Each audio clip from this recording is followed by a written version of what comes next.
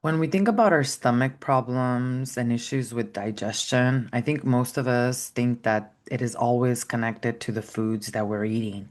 But what if I actually told you that your digestion is not just reacting to what you're eating, it's actually reacting to what your ancestors were trying to survive, the patterns of generational trauma, the colonization, war, all of the different genocides that they went through. In essence, your gut has learned how to digest in the middle of your family's stress, your mother's fears, your father's chaos, your lineage's lack of safety. So when your digestion struggles today, it's not a random body issue. It is your nervous system that is saying, this is how we've survived. And because this is how we've survived, your bloatings, your cravings, your constipation, your reflux, your low energy, all of it, they're not just personal symptoms. They are generational survival patterns moving through your body. So today's Sovereign Sisterhood Movement podcast episode is about how generational trauma lives in the digestive system. As you know, we've been going through each of the systems of the body, and we've been looking not only at how it's impacted through generational trauma, but we're also looking at the solutions, how to get to the root cause. So today we're going to talk about how healing your digestive system becomes a doorway to literally healing your entire lineage. This episode is going to cover what the digestive system is, explained so that even a fifth grader can understand it, all of its main parts, what do they do specifically in your body, how they impact your mind and your spirit. We're also going to look at how emotions and depression slow down your digestion and how that is connected to patterns of generational trauma. We're going to look at why you even have sugar cravings and addictions to these foods that basically you know are not good for you, but that fill a void within you. We're going to look at the gut bacteria, how it affects your energy. We're going to look at some solutions, fasting, Kundalini yoga therapy, and the spiritual perspective of a digestive system that can no longer digest food because it cannot digest life. I'm also going to give you some solutions, a specific breathing Kundalini yoga technique that actually is going to help support your digestive system. And we're going to look at finally what mindset shift you actually need in order to not just heal yourself, but to heal 7 generations before and after you. And all of this matters so much because strong digestion equals strong energy. Strong energy equals very clear thinking. And clear thinking equals the capacity for higher consciousness. Without our digestive system not working well, the body cannot fully heal. And the patterns of generational trauma will get passed down to the next generation, to the next generation, and to the next generation. So if this is already opening something within you, if this has already shifted how you understand your body, I'd like for you to take just 1 second here and to hit that like button, subscribe to the podcast, and share it with your community, with one other woman who needs to hear this message. We're building a beautiful movement and a community of first time generational cycle breakers like you, and we welcome you to our incredible sanctuary. Now, let us build this foundation from the ground up. So, first and foremost, we have to understand what in the world is the digestive system. If you've been with me here, and you can check out my podcast episodes here on the Sovereign Sister Movement podcast, I've been taking you through all of the different systems, the digestive system this week, the circulatory system, the respiratory system, the nervous system, even the subtle anatomy of your body, mind, and spirit, so that you can understand that the symptoms that you are going through, whether it's illness, mental health instabilities, they're not random. It's all connected, and your system is not broken in any of these systems. In fact, your body is so wise that it's just trying to defend you. And we need to get it out of the defend mode into the, oh my God, repair. I am wise to repair her now. And we're going to talk about why, especially the digestive system, feels like it needs to defend you as it connects to generational trauma. So, first, what in the world is our digestive system? Well, think of your digestive system as the system that breaks down, yes, the food, but also absorbs nutrients and it removes waste in your body. It turns food into fuel for your brain, for your hormones, for your immune system, which we talked about the immune system a couple of weeks ago. I'll link that podcast episode here below. It also turns food into fuel for your emotions so that you can process them and also for your spiritual energy. So, anytime the digestion becomes weak, the system in itself, every system that depends on energy is gonna become weaker. And that's a big problem. Now, there are main parts of the digestive system that we can understand. For example, the first part would be the mouth, right? That's pretty obvious. We all have a mouth. We chew food into small little pieces, and then the saliva starts breaking the food down, right? Then we have what is known as the esophagus, and this is a very strong tube that actually pushes food into the stomach area. And then part of the digestive system, of course, is our stomachs, right?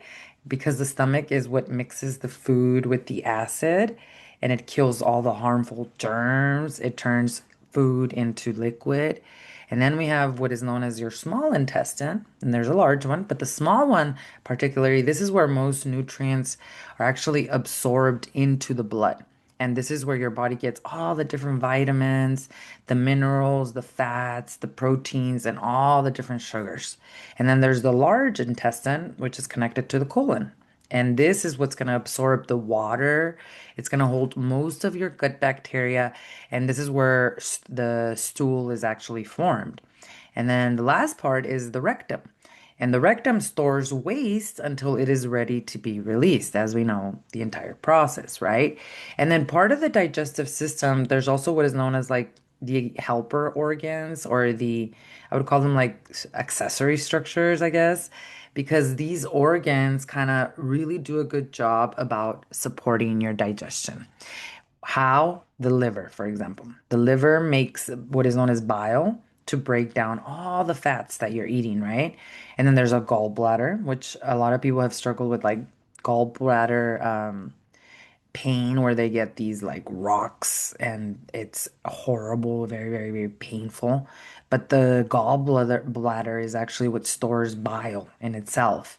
And then there's also the pancreas, and the pancreas is what releases this digestive enzymes and insulin into the entire body. And then there's what is known as the mucus, which protects the gut lining and helps food basically move very, very smoothly. So you see how advanced and wise our bodies actually are. All of these different organs are working together to decide what your body keeps and what actually is let go, right? If it's functioning correctly. But when there's chronic stress, which is basically caused by patterns of generational trauma, which we're going to talk about right now, the digestive system basically stops functioning the way that it usually functions. In fact, the body then thinks instead of repairing you, I'm needing to protect you. And that's where we can get ourselves into so we can get ourselves into trouble because of that. But we also have to understand that there's a reason for that. It's not just random. In fact, let's look at the very common digestive challenges that a woman might go through. And then we're going to look at the root cause of why this is actually happening. So the most common digestive challenges, and definitely drop a heart below in the comments. Let us know if any of these resonate, are bloating, very common, especially for a woman, constipation, IBS, and that has include just increased so much in the last few years, irritable bowel syndrome, and it's a combination of chronic stress and the foods we're eating, of course, led by the chronic stress, which is perpetrated by trauma. We also have issues such as acid reflux, which is really common.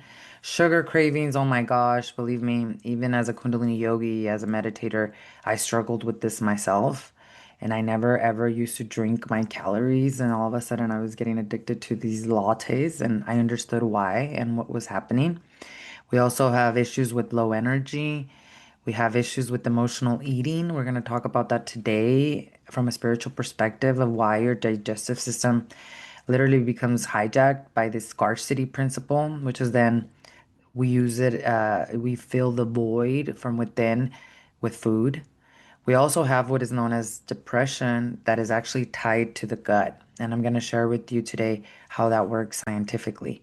All of the things I just mentioned, they're not character flaws. They're nervous system patterns created through stress and survival that have been passed down from your lineage from generation to generation to generation.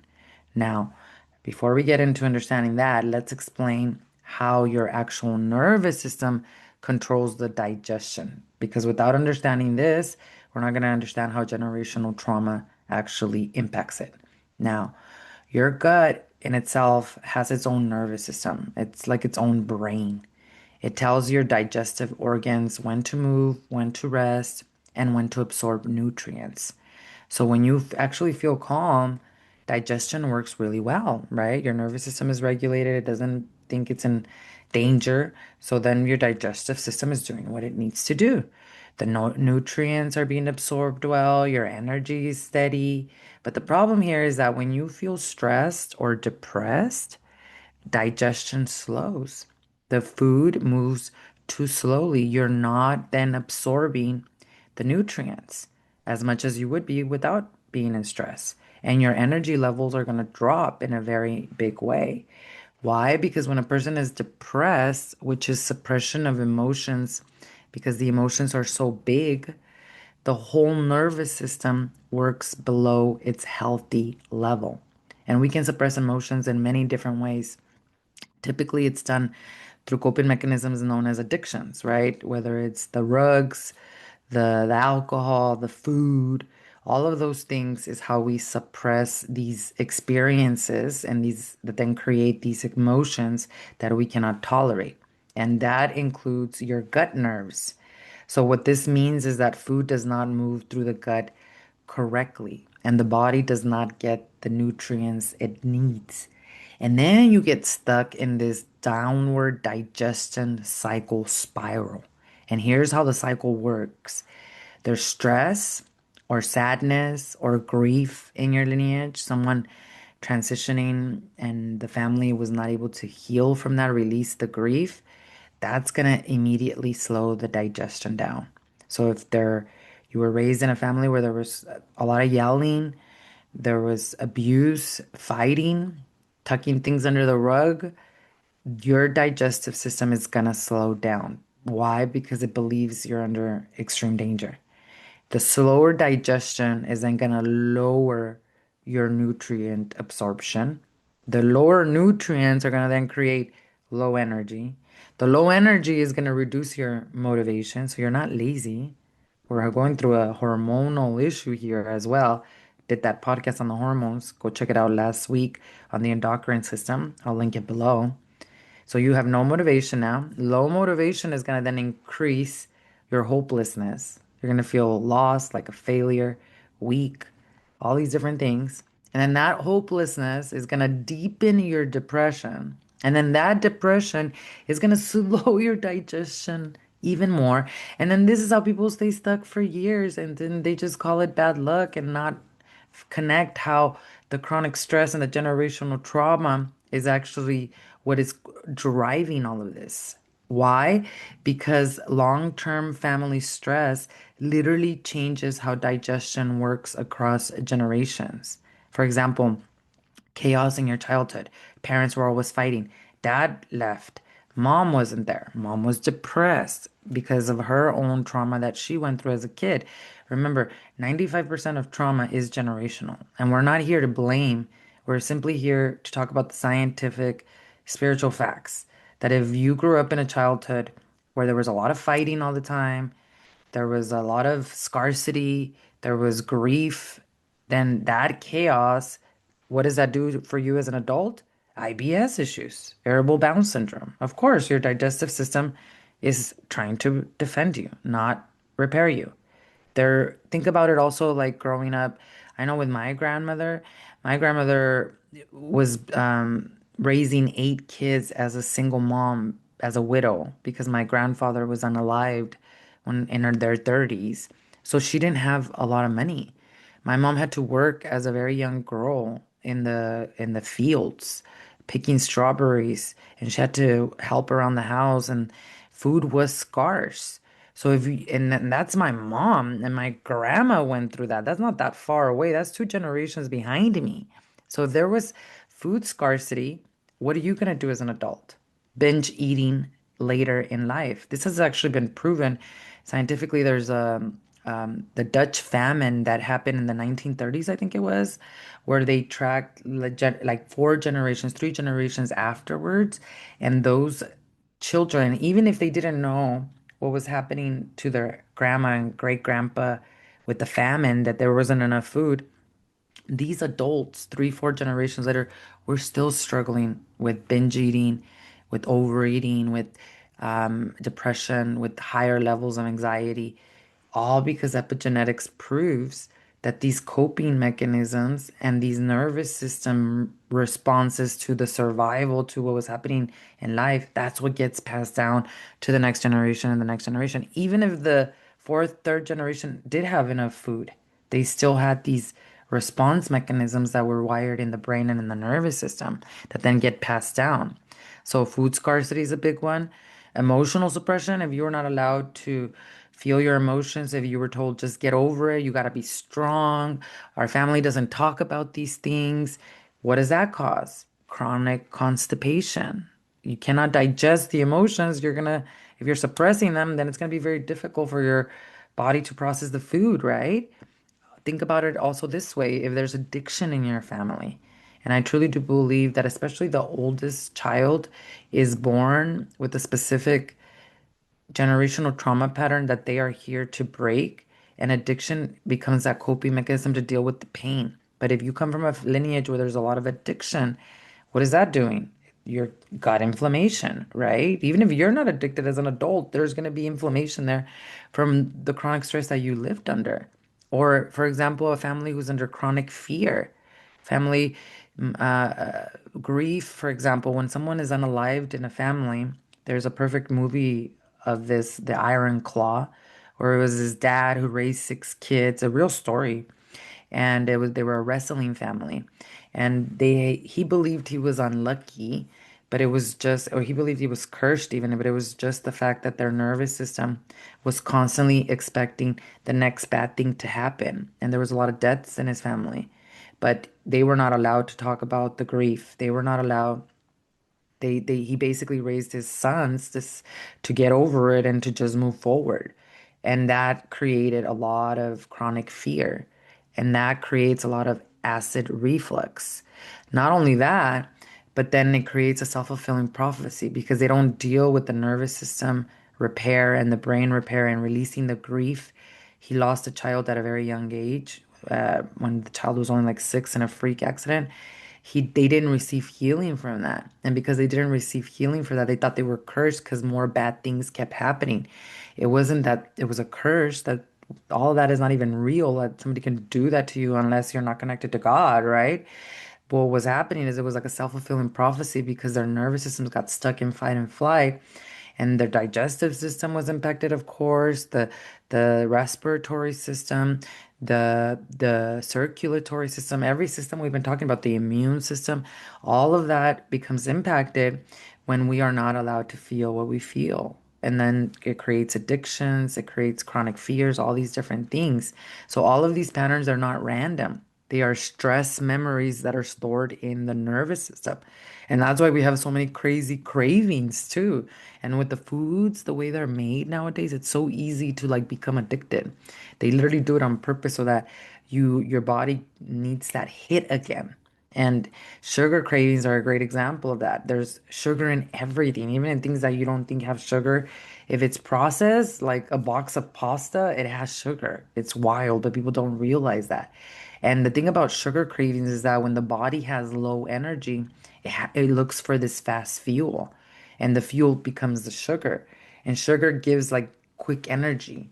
But too much sugar, especially processed sugar, oh my God, that's gonna hurt your healthy gut bacteria. That's gonna feed harmful bacteria. That's why literally people going through cancer, for example, they need to stop, especially feeding that harmful bacteria with the sugars. And it's so sad because in hospitals, they give these patients this drink. I don't even know what it's called. Oh, I do know what it's called, but I'm not gonna name it here today. But my grandma used to drink it, and it's like a very high calorie drink, and it's because these patients cannot eat, right? And then I look at the ingredients, it's like all sugar, all sugar. Literally, that's how cancer grows. Why would you be giving someone this drink in a hospital? And then I've seen worse things being given at a hospital. Pepsi and Coke, like that person, you're literally allowing that person to feed that harmful bacteria with the sugar. Like it doesn't make sense. So sugar is very common for us to get addicted to and to have those cravings because chronic stress produces low energy due to trauma, right? Chronic stress is due to trauma and sugar becomes like that really fast fuel. And ultimately, what it's doing is it's feeding the harmful bacteria, it's lowering your nutrient absorption, and it is also increasing your inflammation. And inflammation means swelling and irritation inside the body. Inflammation actually makes the body very tired and achy. Less nutrients are absorbed, meaning less energy is absorbed. Less energy means more sugar cravings. And it's not about willpower, it's about survival chemistry in the body. And we all have to really be conscious about, like I said, some of the things we think don't have sugar are actually filled with sugar. And so eating is a big part of the digestive system, but we cannot change our eating habits if we don't change first the nervous system, because it's the nervous system that is stuck in fight and flight because you've lived under survival. Your parents, not enough food, not enough water. Living under abuse is called living in survival, where you can't speak your truth. You have to just tuck it under the rug, move forward, right? Grief in a family. Someone dies tragically. No one gets to heal from this. No one releases these memories that are stored in the body through meditation, through Kundalini Yoga, which is what we're going to talk about today. But food in itself, it's you have to deal with the nervous system first, and then not only will you pick different foods, but your digestive system will actually do its job for you. And that's why even when you're eating, like eating with people, for example, is very, very healing. It makes your nervous system actually feel safe. And think about what we do nowadays. Like we eat in front of the TV, in front of the phone, everyone's doing their own thing. The traditional family in Mexico, like even nowadays on Sundays we always get together with my in-laws and my parents, and we all sit around the table and we eat right together. At my house we do that as well too, but it's more common for us to have like a TV on or TV show on or something while we're all eating together, right? But when you're actually eating in community, safety then turns on that part of the nervous system that allows digestion, nutrient absorption, healing, and repair. Or versus when people are eating alone or rushed or stressed, the digestive system is going to weaken, believe it or not. Inflammation is going to increase and your energy levels are going to drop. Your body digests best when it feels safe with others. And even when in places like Mexico or Spain, when it's lunchtime, they actually close down for 2 hours. And not only do they go home and eat with the family, but then they take a siesta, a nap. And that there's a lot of science behind that as well. I'm not a big napper, but I understand the science behind it, and it's very, very effective, especially after you have actually eaten something and what it does to your digestive system. So there's a lot of different things that we can do to support our digestive system. One is eat with others. That's huge, but then the science behind it. I want to share with you some really important things to understand scientifically, and then also the Kundalini Yoga therapy techniques to help you rebuild your nervous, or excuse me, your digestive system even after chronic stress and trauma. Now, one of the things that uh, I've actually learned from Kundalini Yoga therapy as a therapist, and something that I've integrated in my life is actually fasting. Now, Yogi Bhajan, who brought Kundalini Yoga from the east to the west, would talk about fasting, where just 1 day a week, 1 day a week, pick any day you want and drink only water that day. Maybe some herb tea, or I like to drink yogi tea, which is actually a combination of cinnamon, cardamom, ginger, black peppercorn, cloves. So I mix all of that together. I boil it very low heat, and that's my yogi tea. And it's so good for your digestive system, for your endocrine system, for your respiratory system, all those combined together. Do 1 day a week where you can just drink that and or water. That's going to restore the digestive system and the nervous system very, very quickly. It's important though that you make sure that you're not, if you're pregnant or if you're menstruating, if you're on your moon cycle, do not fast at all. It's not recommended. And of course, any of you who are fasting, you need to always check with your doctor because I'm not a doctor, of course, and all of us are different in the way that we work. But our digestive system needs kind of like a reset, like a break. And once 1 day a week will really, really help you with that. There's a lot of scientific and spiritual benefits of fasting. Even short fasts, like 1 day, they can rest the digestive system, which gives the stomach and intestines a break from constant work.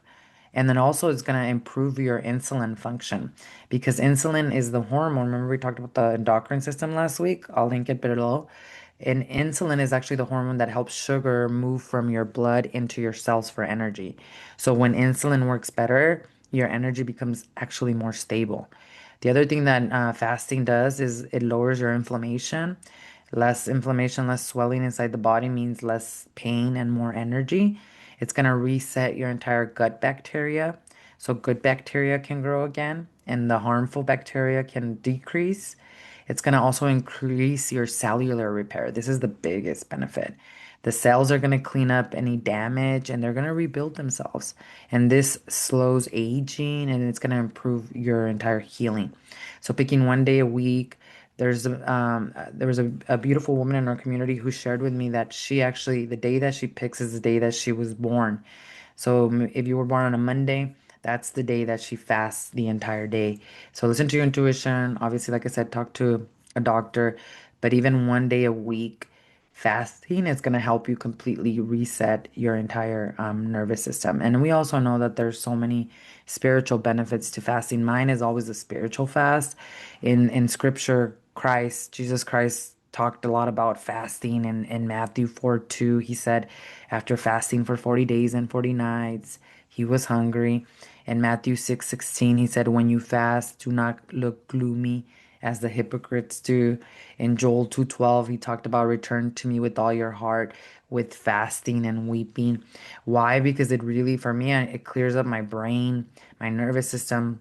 My intuition becomes very strong after I fast, even for a day. It's like downloads very, very easy.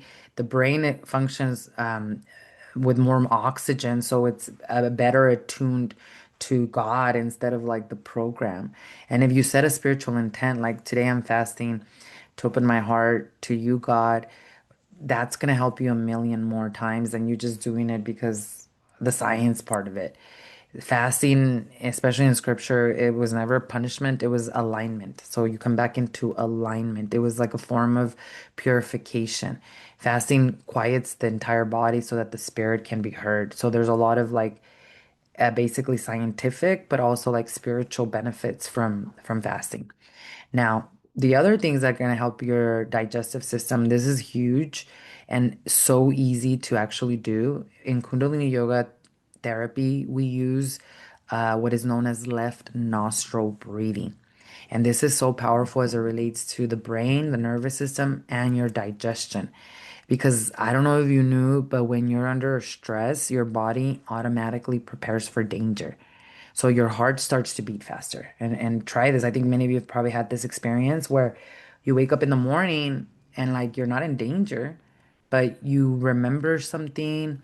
Your brain doesn't know the difference between perceived and experienced trauma. So it like starts creating all these hormones, even though the trauma happened 20 years ago. Why? Because when you're under stress, your body's going to prepare for danger by your heart beating faster, muscles tighten. The psoas is this muscle that sits behind the pelvis. You all know that I talk a lot about that, right in this lower area. And that muscle actually is where we carry our ancestral trauma and grief because that muscle contracts every time you experience trauma. And the thing about it is that it becomes a program. So if you've experienced trauma 20 years ago, it's been contracting unconsciously for all that time. And that's a big problem because then that creates a lot of issues in all the other organs because that muscle supports the spine. And imagine all the other organs around it, like the liver, the gallbladder, all these things that we're talking about. If your muscle keeps tightening unconsciously because it's bracing itself for the trauma, we got to release the trauma from that area of the muscle. And the whole thing with this is that it's done through Kundalini Yoga therapy, breathing, and meditation. I'm going to show you a specific breathing technique that actually helps you with that today. So, when your body's under stress, your muscles are going to tighten, your pupils are going to widen, the blood moves away from your digestion and even into your arms and into your legs. This is what is called the stress response fight, flight, or freeze, right? And this is a really surprising piece that most women don't know. But under stress, many people actually naturally start to breathe more through the right nostril. The right nostril is wired more strongly to the left side of the brain, which is linked with alertness, planning, action, basically the stress response. Breathing mainly through the right nostril, it's like keeping the gas pedal of your nervous system on. Higher heart rate, higher blood pressure, higher body temperature, digestion on pause. The thing is that when you stay in stress mode for a very long time, again, you never release the trauma that your body stored since you were a child. You grew up in chaos. Parents were always fighting, scarcity, all these abuse patterns, right? Grief. When you stay in those stress modes for a long time, there's a part of your brain that's known as the amygdala. It's the fear center. It's going to stay on high alert forever. And it's going to change even the structure and, of course, the functionality of it. The prefrontal cortex part of your brain, which is the clear thinking part of the brain, it just goes offline. So if you don't have clear thinking, that means that you're not regulating emotions correctly, right? And then there's this part of the brain that's known as the hypothalamus also, that's then sending signals to your body to release the stress hormones like cortisol. And that is, if cortisol is, it's not that it's bad, it's having high levels of cortisol and staying in that for long periods of time because cortisol serves a purpose, right? Cortisol is like telling you there's danger, run, run, run. But the problem is when we've been through patterns of generational trauma, like growing up with a dad who's addicted, not present, walked away. A mom, like I said, who's addicted, who had depression, who went through her own trauma as a child, right? Then that becomes the consistent hormone that gets produced in your body cortisol, cortisol, cortisol, cortisol, cortisol. And that's what causes illness in a very big way. It's flooding your bloodstream, it's flooding, affecting the functionality of your brain, it's affecting the functionality of your nervous system. So the hypothalamus is constantly sending these signals to your body to release the stress hormone cortisol. Basically, it's like your brain thinking that you're always in danger. And that's what I mean by living in survival. Because then blood is pulled away from the gut, your second brain, so that you can survive, not digest. Again, it's just trying to help you survive instead of repairing you. All of these different systems, they're wise enough to repair you. The immune system repairs you, right? The nervous system knows how to repair you after a scare. But if we don't do anything about releasing the trauma from our bodies, they're not going to repair us. They're going to defend us. And that's when it feels like our body is literally attacking us. So what's going to happen in this situation? Your stomach's going to tighten. The food is going to move very slowly. The nutrient absorption is going to drop. There's going to be bloating, constipation, IBS, reflux, like we talked about. Basically, your brain is going to be like, we're not safe enough to digest. We only have energy to survive right now. So, what we do in Kundalini Yoga therapy is what is known as left nostril breathing. This changes everything because remember, I told you when you're under stress, you breathe more from the right side, right? Left nostril breathing helps flip the switch because the left nostril is linked more strongly with the right side of your brain, which is connected to calm, to rest, to body awareness, to emotional safety.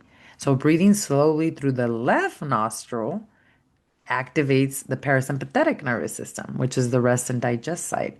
It sends signals down the vagus nerve. Remember, we talked about the vagus nerve in the nervous system podcast? This is the main nerve that actually calms the entire organs. It's going to lower your heart rate and blood pressure very quickly. It's basically going to tell your brain, hey, we're safe enough to relax now. And it's going to allow blood to return to the digestive system so the digestive system can do its job. So, what is this going to give you as a result? Your stomach is going to soften. It's going to do its work. The intestines move more smoothly.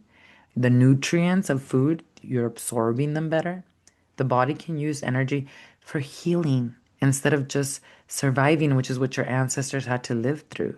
So, in simple words, left nostril breathing tells your entire whole system, hey, you can stop fighting. It is safe to digest now.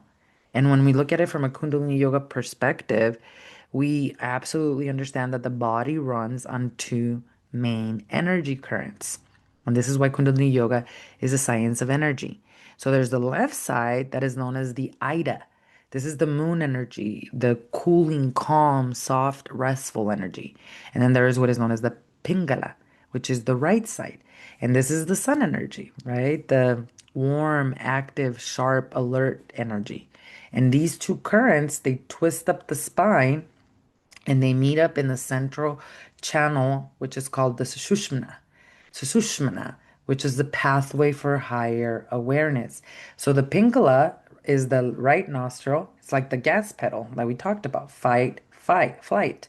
The Ida, which is your left nostril, it's like the brake, rest, digest, right?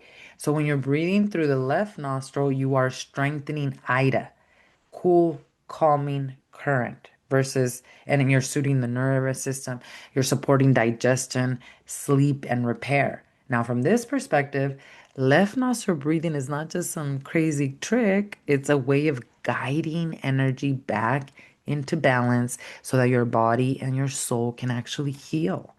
So, how do we do this? I'm going to show you a simple way that you can actually do practice left nostril breathing. You can start with 3 minutes or just do 26 long breaths to begin. And so, what you're going to be doing is you're going to be sitting comfortably, and you can sit on a chair, you can sit on a mat, whatever feels best for you. Just make sure that your spine is straight. So, you could even be at your desk in the office. And this is really good before you go into a meeting, especially. So what you're going to do is you're going to relax your shoulders and your jaw, and you're going to lift your right hand. Now, gently with your right thumb, you're going to close your right nostril and just let the other fingers rest or just point up. In Kundalini, we keep them up kind of like antennas. But if you want to relax them and if that feels better, then go ahead and do that. Now, I'm inviting you to close your eyes. If that feels like too much for you, then just keep them open and focus in the front of the room. However, I have experienced that with my eyes open, you might get a little bit more dizzier. So just experiment and see what works best for you. If you close your eyes, it's more powerful because you're really closing out any of these other outer sensations and you're coming in within you. But if you need to start with your eyes open for a few minutes, then that's fine. So if we can close our eyes, we're gonna cover the left or the right nostril, and we're gonna inhale slowly and deeply through the left nostril.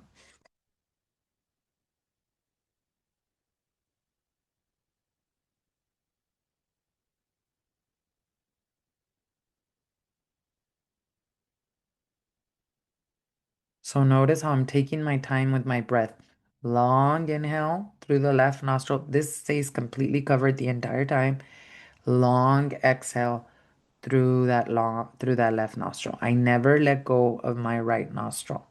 I'm exhaling slowly and completely through the left nostril and inhaling slowly and deeply through the left. You're going to keep that breath gentle. You do not force.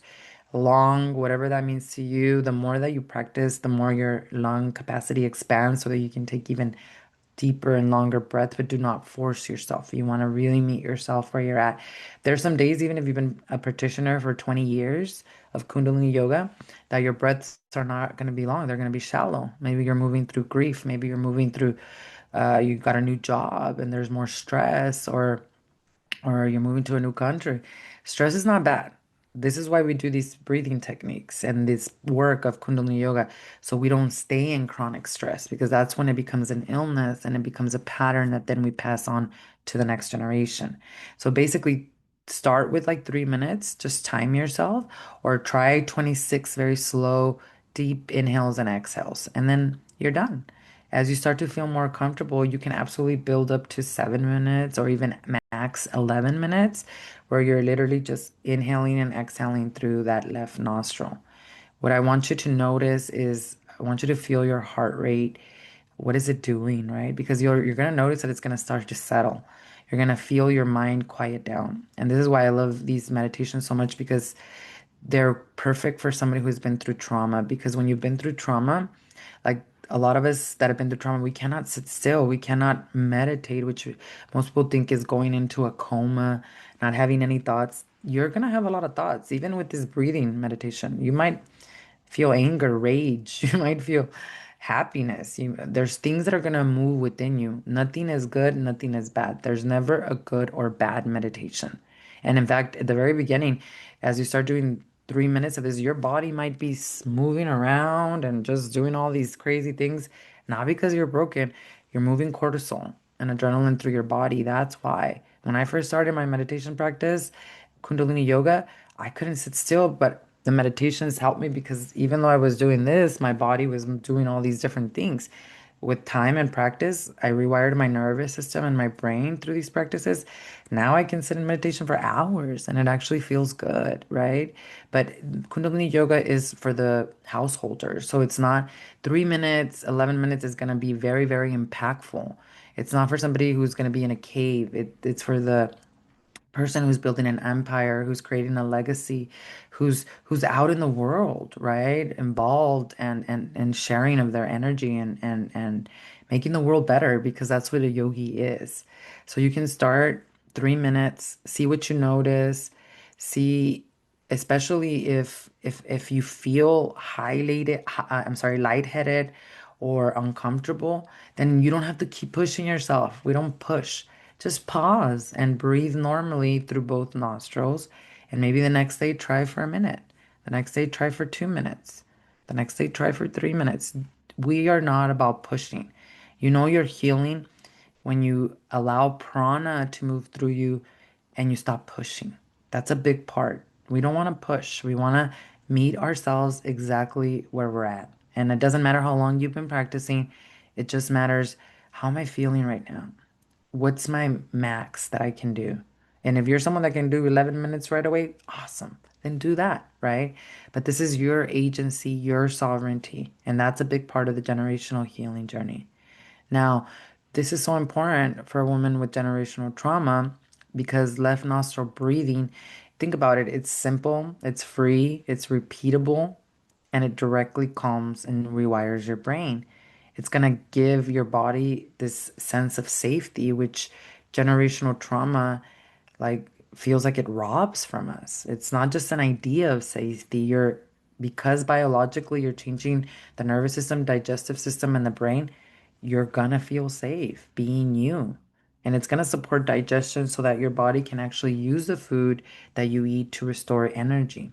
And it's gonna break down the pattern of always on guard. That's the biggest thing that the lineage may have carried for decades, centuries, generation after generation. So if your family learned to live in survival, your body learned to be on high alert.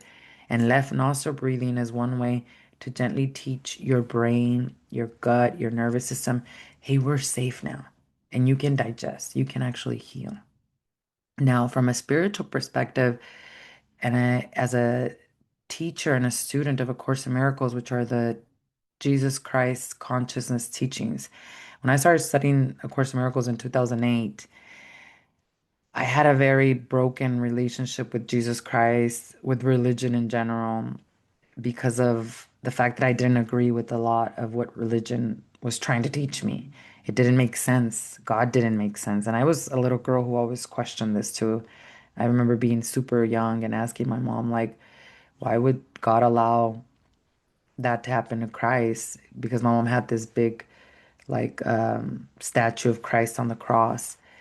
And Course in Miracles really not only healed my mind, but it healed my relationship with Jesus Christ. And I understood what he was really saying in the Bible and scripture and what he really came to teach, which was truth, right? Gnosis, that God is within you and that you too are the highest daughter of God, like him, and that you will do bigger things than he will ever do. And I always look at these things like even the digestive system, the nervous system from a spiritual perspective. And when you think about the digestive system, especially correlated to food, Christ in A Course in Miracles teaches something so beautiful about what is known as the scarcity principle, which we've been applying in our community to generational wealth and breaking patterns of poverty. We're working on that this month of December. So if you'd like to join us at the sanctuary, the link is in our bio to actually integrate these teachings and heal yourself in 7 generations before and after you. But from a Course in Miracles perspective, Jesus talks about what is known as the scarcity principle, which is a belief that you're lacking within. And you're not lacking money, you're not lacking food, you're not lacking opportunities, but you're lacking at the level of identity. And that's what happens when we go through patterns of generational trauma. This is why Dr. Gabor Mate says trauma is not what happened to you, it's what happened inside of you. And what happened inside of us is the fact that we created all these identities that I'm not good enough, I'm broken, I'm separate from God because of what we've experienced as trauma, abuse, having to live in survival, all these different things, right? But Christ in A Course in Miracles says that before that illusion of separation, because it's a lie, it never happened. Religion tried to tell you that you're separate from God. Remember, Jesus Christ did not create religion. But what Christ was saying that before they lied to us or before we believed we were separate from God, that there was nothing that was lacking. And what this means is that the original state of mind, the Garden of Eden, it's a state of consciousness where nothing is lacking. Everything is complete and without need. So when the mind believed it was separate from God, it accepted a very false belief that something is missing in me. And religion does a really good job to make you believe that you're like an inherent sinner, that something is inherently wrong with you because of what you did to Jesus Christ. We didn't do that. Maybe past ancestors, but even they didn't do that consciously. That's why Christ said, "Forgive them, Father, for they know not what they do." What your ancestors did, whether it was shameful or not, doesn't make you responsible for it because if you're here responding differently than they did, that in itself breaks the cycle. But religion doesn't benefit from that. Religion benefits from control. Remember, the Roman Empire was collapsing, rebranded itself as the Roman Catholic Church to control because it couldn't do that anymore as a Roman Empire. And we're seeing that happen right now too.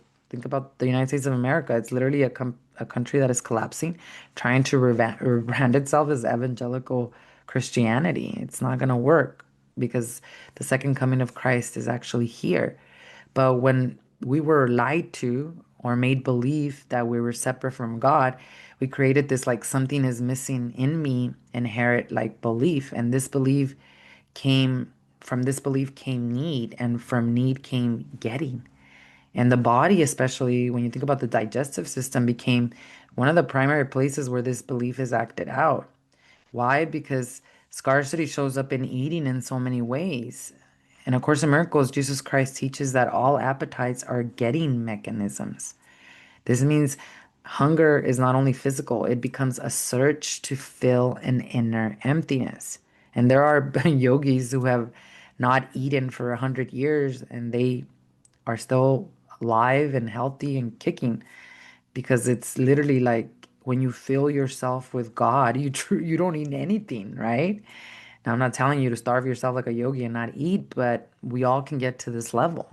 When the mind, because the problem here is that the mind believes it's lacking. And when the mind believes it's lacking, the body's going to try to convert, stabilize, or numb that belief through food. So, what does that appear as? Eating when you're not hungry.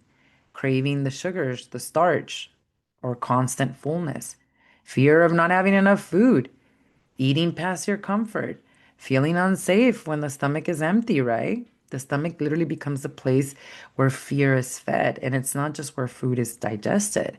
So even when the body is nourished, the mind still feels empty because the emptiness is not physical. And this is again with this illusion of separation from God that's connected to generational trauma because generational trauma, yes, it's the abuse and the depression and the addictions that happen in our lineage. But remember, our lineages, our ancestors were also impacted by colonization, by war, by genocide. And all of those beliefs, all of those experiences created the belief I'm separate from God and I'm empty and I need this. Or think about society, keeping up with the Joneses. The perfect form of slavery in society is you being a consumer. You were not born to consume, you were born to create. In fact, most people unalive or die, transition on Mondays the most because they hate their jobs because they're just there to consume. I'm gonna go to a job from 9 to 5, take all that money and buy stuff so I can keep up with the Joneses or so I can get approval from people that I don't even care about. That's a perfect form of slavery because there's a lack inside of you that you're trying to fill. And that's especially what, as it relates to the digestive system and food. Because when the body is nourished, the mind still feels even when the body is nourished, the mind still feels empty because the emptiness is not physical. It has to do with your connection with God, which trauma impacted. Why? Because when a lineage, like your lineage and my lineage, experienced food insecurity, the war, the poverty, even migrating to a new country, that's high level stress, right? Chronic stress, the fear of survival, the nervous system teaches the body, hey, you gotta store when you can, hoard, right? You gotta eat when it's available. Full is safer than empty, and scarcity is actually real. And these instructions become biological memory, and the gut learns to hold that tension, to digest under stress, to prepare for loss, and to react as if danger is always near. And this is why many people feel anxiety in the stomach around money, food, rest, receiving, and stability. Even when life is objectively stable, the gut still lives in like this famine memory. And overeating and disorder eating are absolutely linked to scarcity. Christ in the Course directly states that scarcity leads to overeating and other false strives. And it's because the body, what is it trying to do? It's trying to fill an emotional hole with physical substance. It's trying to soothe fear with sensation. It's trying to replace safety with fullness. But food cannot correct an identity wound. So the cycle repeats itself. Emptiness, eating, temporary relief, emptiness again. And it's not lack of discipline. It is the body trying to solve a spiritual error with physical means. So Jesus in the Course teaches us, he says, seek not outside yourself. The search implies that you are not whole within. And this is why we do this spiritual psychotherapy work in our community, the sanctuary as a connection in connection with the Kundalini Yoga therapy. Because we need healing at the level of the body, but we also need healing at the level of the mind, of the spirit. And healing begins when the body is taught, yeah, through the meditation, releasing trauma from the body, but through spiritual psychotherapy, that hunger does not mean danger, that emptiness is not abandonment, that fullness is not safety, that support does not come only from food, because as the mind releases the belief that I am lacking within, that I'm an inherent sinner, the nervous system gradually stops using food as survival protection. Digestion is going to change, your appetite is going to change, the gut is no longer going to brace for loss. So basically, disordered eating, too much, too little, is not even about food. It's about trauma. It's about a nervous system trying to digest a belief in lack that never belonged to it. And when the belief in lack dissolves, guess what? The gut no longer has to protect against famine, that it's no longer happening. Isn't that amazing? Amazing. So, what do we need to shift in order for us to heal ourselves and 7 generations before and after us? Well, we have to shift our mindset for sure. And that happens through the Kundalini Yoga therapy because you're doing the inner work to release these trauma memories from your body.